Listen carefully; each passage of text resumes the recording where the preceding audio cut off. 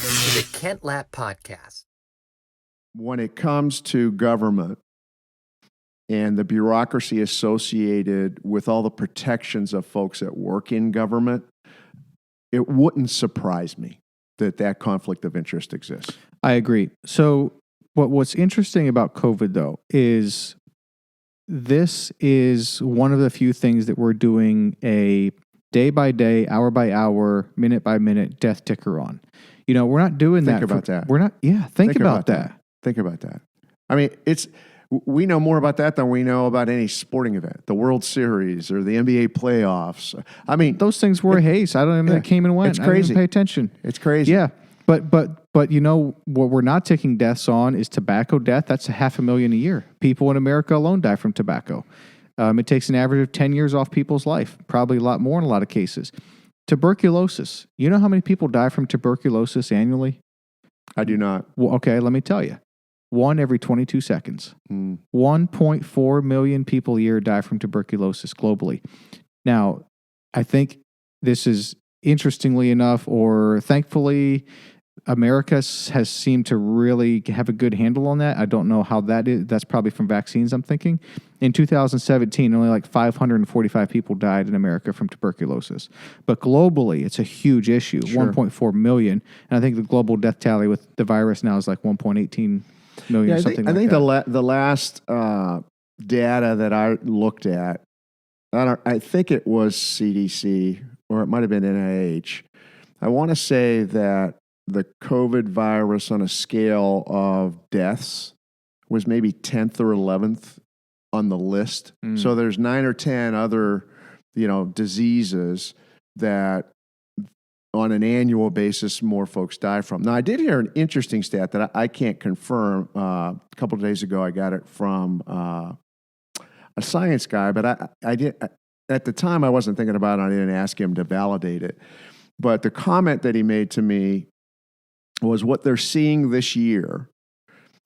They're starting to contrast influenza and COVID-19 now, and they're starting to develop some data, to use it as a way to try and not just see the crossover opportunities, but understand effects and impacts.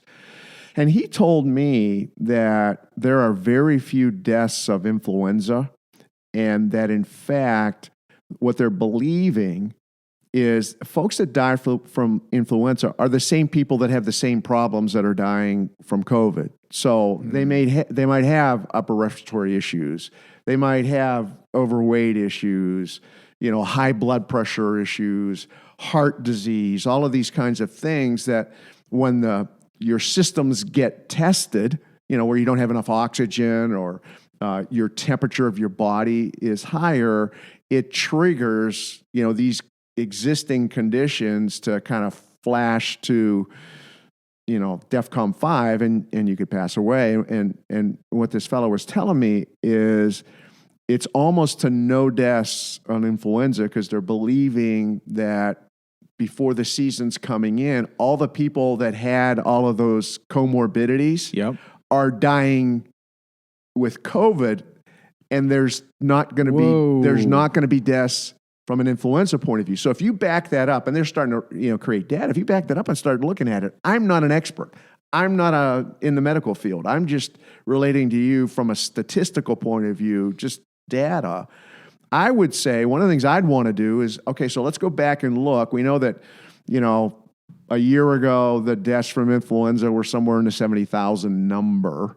We're saying that I think today it's 227,000. And we know that's a suspect number anyway, because they can't really validate a lot of this. Yep. And it is a big difference of with versus caused by. Right. And every state has different rules on how they go about that. But it would seem to me that the deaths that we're putting on that flashing screen are overstated because they haven't been able to really look at it from an influenza versus a COVID point of view. So that's interesting. So we're having a hard time at scale telling the difference whether someone is dying with COVID or with the flu, you're saying? Well, I think what's happening is you're dealing with, it is a coronavirus. Influenza is a coronavirus. Exactly. There's a strain that we're calling COVID-19. Yes, SARS-CoV-2. Right. Yep. What they're saying now is that strain is morphing into other strains. So it's not the same as it was in March, is what the medical field is saying. I'm just making the observation, well, influenza is one of those strains from a previous, coronavirus. So now you've got to take a look at the population of all these different strains. It's going to get grayer. It's not going to get clearer in the medical field, is my view. One of the things that was interesting when I was really trying to make some sense of this a few months ago, or really in the spring in particular, was the average age of people dying with COVID-19. It was very close to the average age of people dying, period. It's the same. And that's... The average age... The data that I've seen, it's a month or 6 weeks old. The average age of a person that dies from COVID is 78.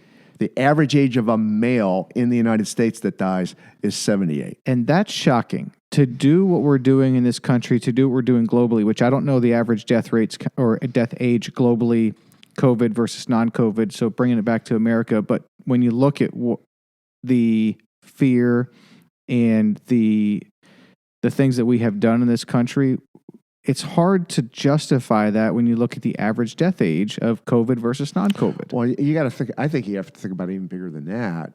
I mean, when you think about life in general, your health is a component of it.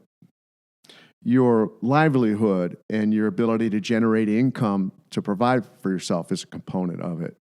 The stressors in your life are a component of it, whether it's family or whatever that happens to be, emotional traumas that you have. Well, you've got to build a plan based on all of those things. You can't just build a plan on one. And I think that's one of the points. That's one of the things that I hear the president speak too often that doesn't get picked up. No one seems to kind of follow up on that from a media point of view. Here's a stat for you. In the United States, since COVID, if you do a snapshot today, you would find that the top 10 states with the highest unemployment, the biggest problems with safety for individuals from a point of society, I mean, I can go down through the list, are all the states that have tried to control everything. Yes. And those, I don't want to make this political, they tend to fall into more of the progressive mindset where let's be afraid of everything. Let's view things from a perspective of government as my savior, not my faith as my savior, government as my savior, and let's just mandate stuff. Yes.